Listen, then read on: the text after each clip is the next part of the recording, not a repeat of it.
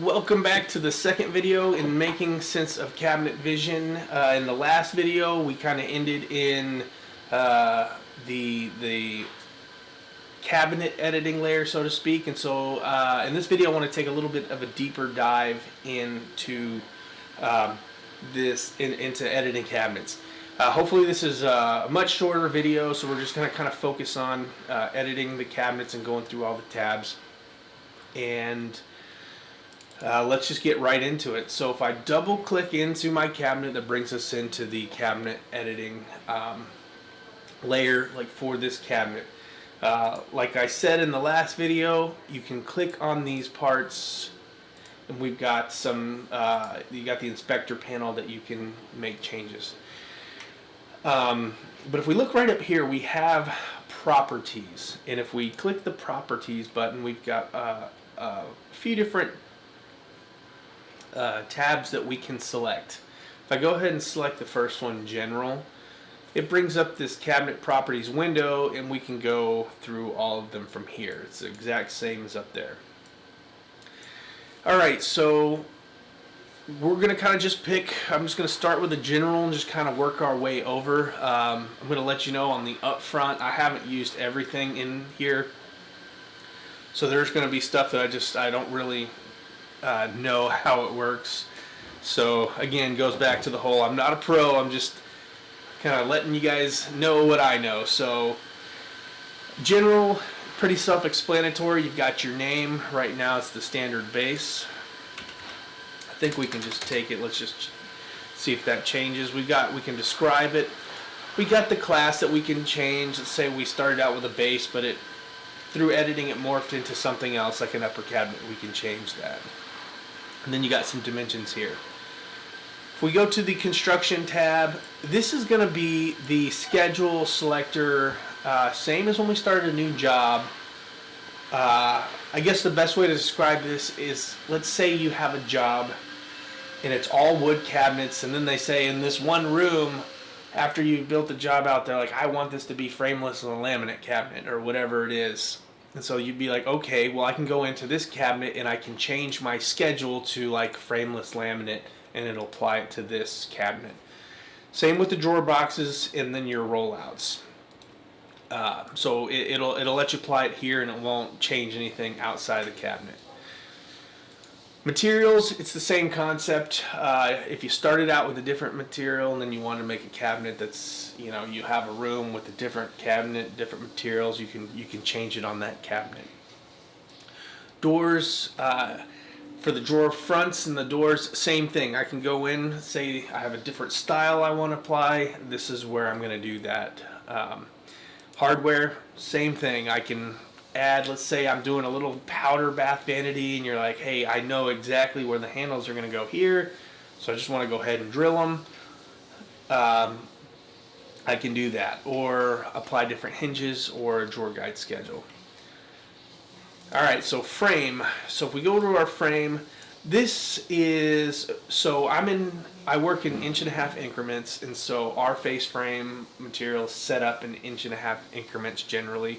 So that's what this is referring to. Top rail, left style, bottom rail, right style. So what this is doing, let's say, so I change my left style. Let's just say I want to make it 3 inches. I hit OK. Oh, well, see what we did here? Man, I wasn't paying attention. So if we go back to construction, I actually had changed this to a frameless when we were on a face frame cabinet. So let me bring that back to a face frame cabinet. And now that 3 inches that I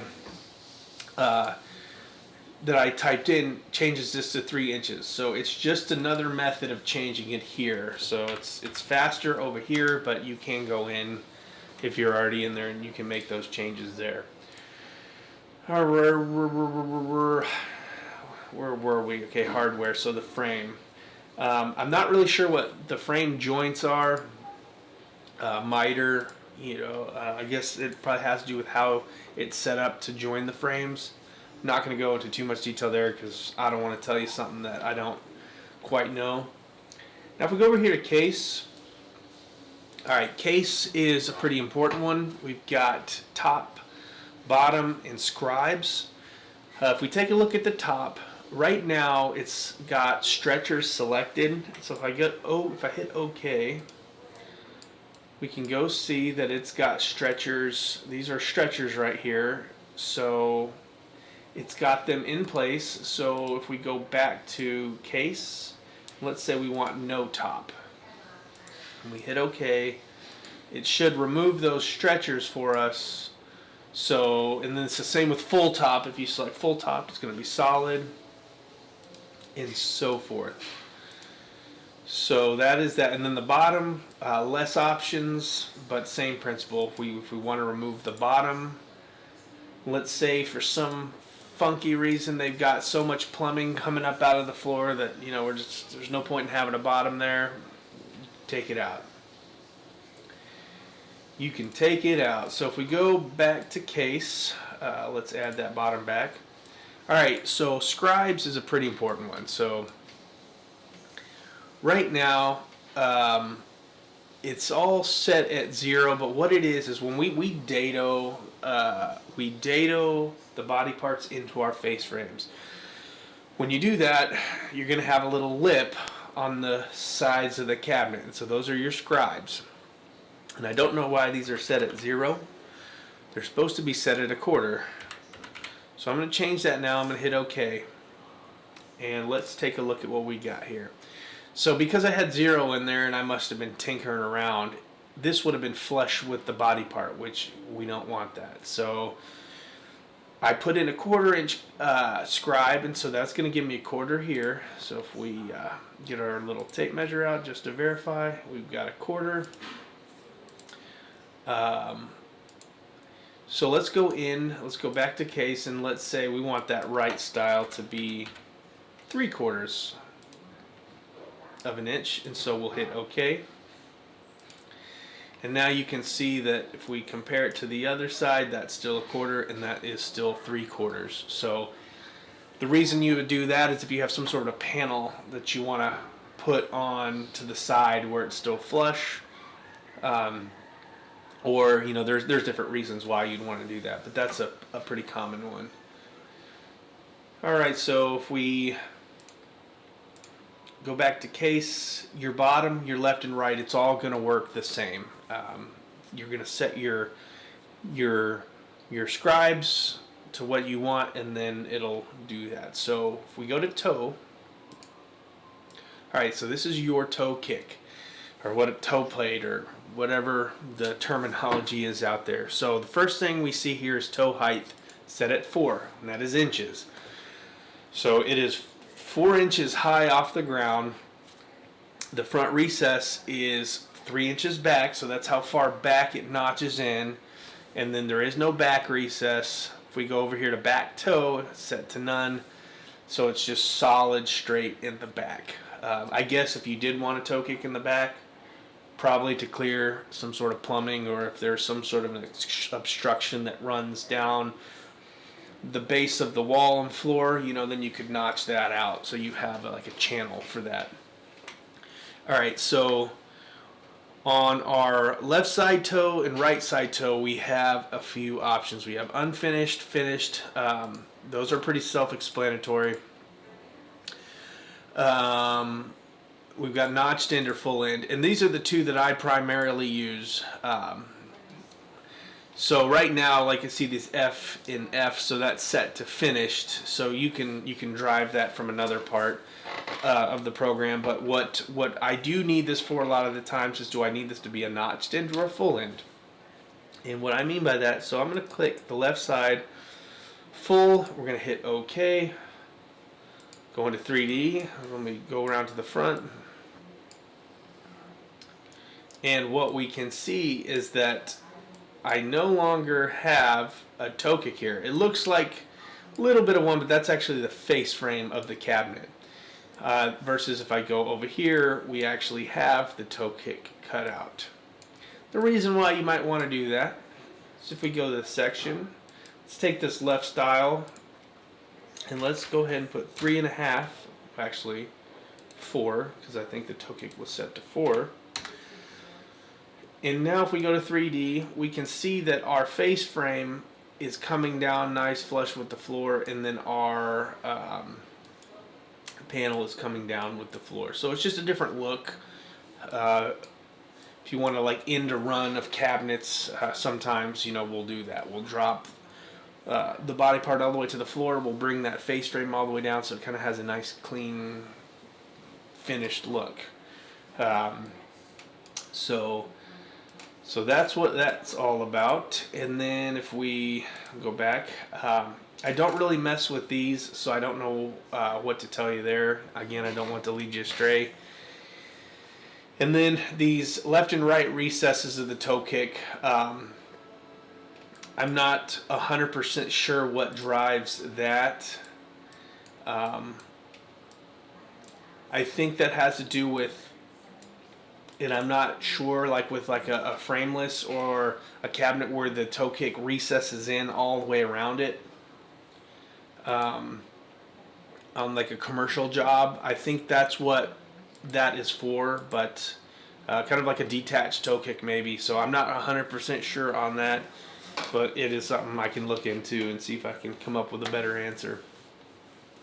All right, if we go to boring, I know I'm pretty boring. That's probably why they put this tab in there. But all right, boring style. I'm not going to get too much into this here because honestly, I don't fully understand it. But what I can tell you is that when you're looking at bore all holes, see right now it's bore only required holes and then bore by opening. I do know that what drives that is when you say, when you tell Cabinet Vision, let's say like, hey, I'm putting a shelf, an adjustable shelf in this cabinet. And it's going to look at that shelf and where it's placed, and it's going to decide where it needs to put the shelf holes. So it's going to look at this and say, hey, they're telling me only bore the necessary holes for this shelf, and then so it's going to look up and down a certain distance, and it's going to distribute a basically like a section of holes that shelf can be adjusted in. So it's not going to just put drill holes up and down the entirety of the cabinet walls, if that makes sense. And then you've got some like balanced panels, align reveals to system holes, align shelves to system holes. Again, I'm really not entirely sure how that works, so I don't want to drag you through that. Legs is one of those ones I don't use either at all, actually, but what I do know, if we let me zero this back out. Let me go to legs. What I do know is you can add feet. And I'm guessing this is kind of like a vanity, like a powder bath cabinet. But the way that we do this, when I do it, we don't use Cabinet Vision for the feet itself. So I'm not quite sure how, what drives this. Like if you were going to somehow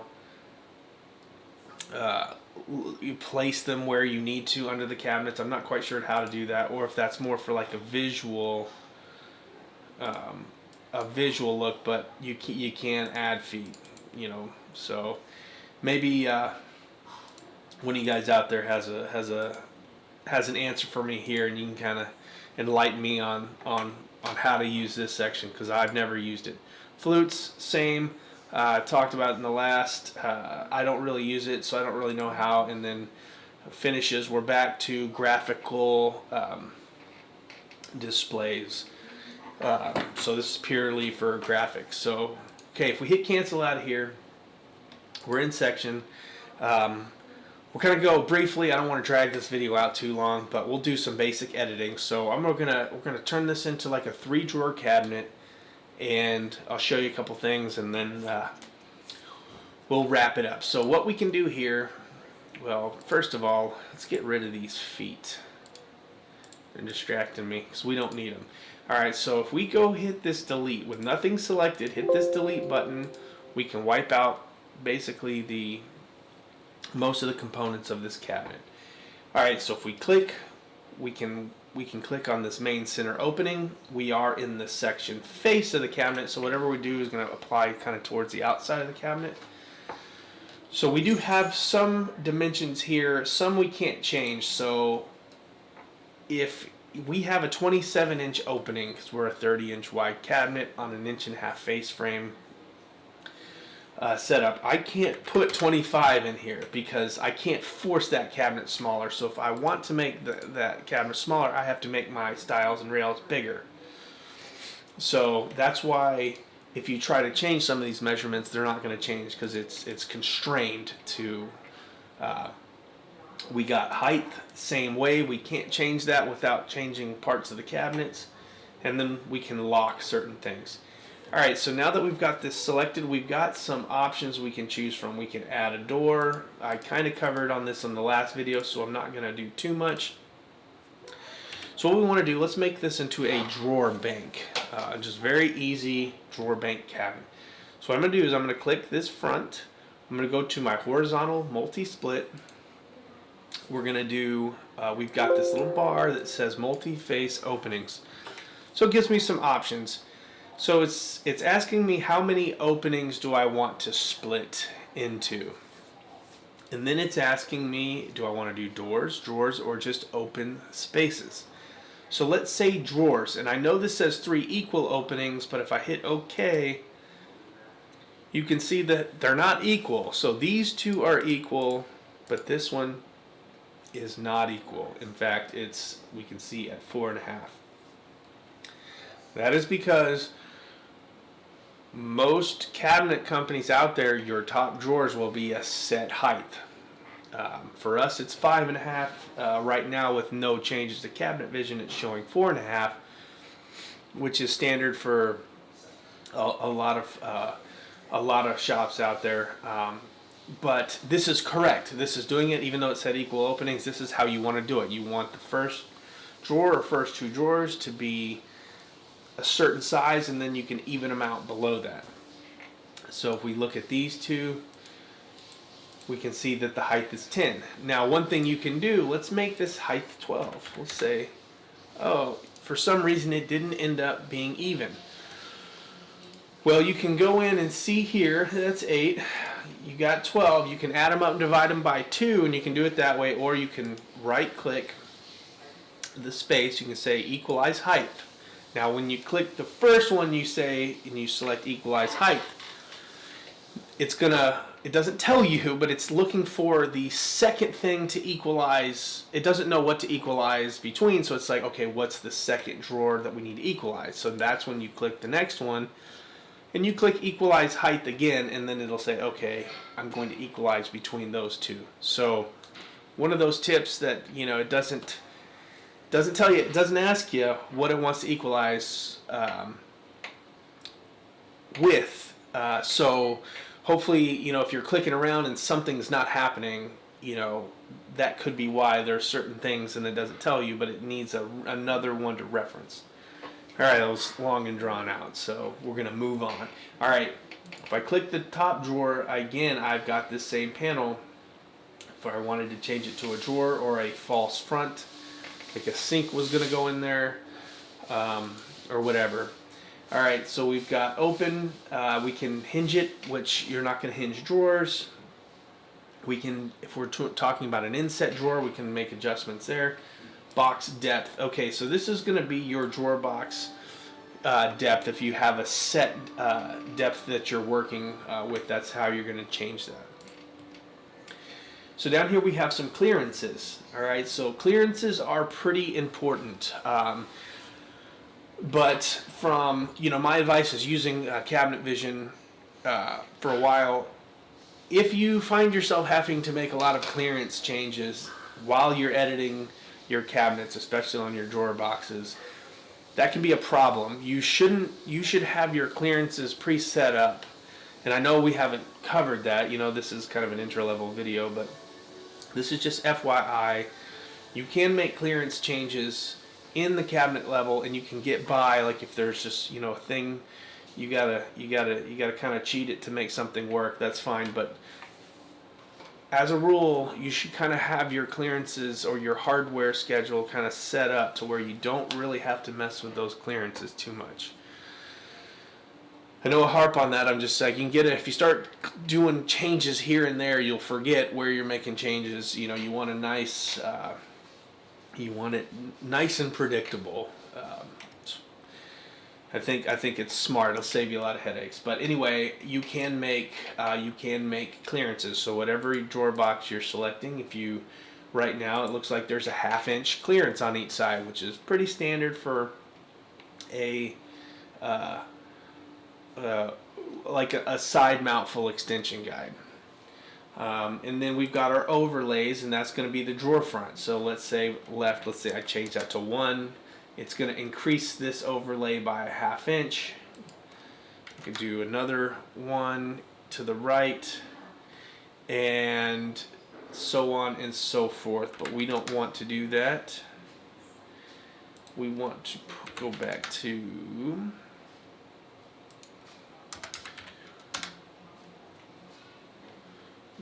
there, and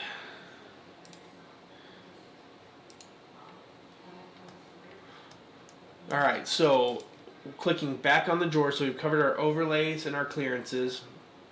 Okay, one thing you can do is you can right click, and we've got a properties wheel. Okay, so we've got equalize height, equalize width, split horizontally, split vertically. We've got some properties we can look at, and this is where we can make changes to, again, the drawer and door style. We can go in and assign a different hinge. In this case, we wouldn't do that. We could go in and look at our guides, and this is where you can go in, see where your guide Bloom 230 M5000 is selected. You can go in if you have a specific drawer guide that you have been working on and getting it. This is where you'll go in, and you will, if for some reason you don't have it assigned to the main schedule. We haven't covered that yet, but this is where you can access the correct guide if you know what it is that you're using. All right, so I think that's pretty, that's pretty much the extent of cabinet editing. At least basic cabinet editing kind of gets you to where you can start experimenting. Under modification, you can like reverse cabinet parts. You can hide, adjust. Generally, you really shouldn't have to mess with this too much unless you're trying to, you've got a vanity that you built with maybe drawers on one side and you just want to reverse it over so that way you don't have to do it from scratch. Okay, overrides is pretty important. This is going to let you know your overrides are going to trump whatever, even if you set up your room, you've laid out all your schedules. If there's any overrides to cabinets, the overrides are going to take precedent over your job settings. So that's just something to keep in mind. If you edit and you save a cabinet, for example, like you save a cabinet with oak doors, and you save it, for example, like if we back out, we right click, we can save this cabinet. If it has any overrides in place, those overrides will be retained when it's saved. And so if you drag it out into a new job that you've been working on, just keep in mind that any overrides that are there will be retained, and you'll have to clear them out if you know what overrides might be preventing you from doing something. I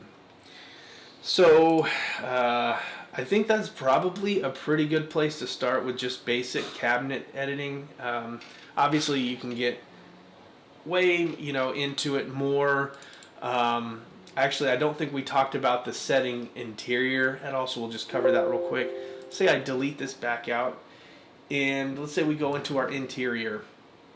If we go into the end view, you see I got nothing going on. If I click in there, and if I click multi-split, it knows that we're in the interior now, so now it's asking me for shelves. It knows that I need shelves, so it's saying, do you want 3 equal openings with adjustable or fixed? Now, it's asking for openings, so if I hit OK, it's not asking how many shelves you want, it's how many openings you want. So you just have to keep that in mind. It's one opening greater than the amount of shelves you want. That's the number you're going to pick. So if I go to my end view, you can see that it's got some shelves and some holes now. And going back to the boring only necessary, this is where this is going to start to come in. You can see it's only going to put these holes where is necessary. So you can kind of see. And then if we go back, we can make some adjustments to the shelf. We've got some adjustments over here. It's a float shelf holes. Yes, we go to end. Actually, I think what it is. So it's your distance. 0 is what is set up currently. And I think 0 is actually 6 inches from the back of the face frame. So it'll take a little getting used to how Cabin Vision wants you to, I guess how to size things sometimes. But like if I click this and if I zero this back out and I zero this back out, and we go to our shelves in the reports, on the depth, it's 16 and 15/16, so that's kind of the 0 point. And that can all be changed, but just know that if you're trying to put, like, negative numbers are going to be, like if I put like a -6, that 16 and 15/16, it's going to take that as a 0 point, and it's going to push the shelf 6 inches back towards the back. Hopefully that makes sense. You do it enough times, it'll start making sense. But we'll zero that back out. I think we'll call it there. I don't want this video to get too long because I know how annoying that can be. So hopefully this gives you guys a basic idea of just starting to get in there, starting to edit some cabinets. And if you watched it to this point, thank you for watching, and we'll see you in the next one.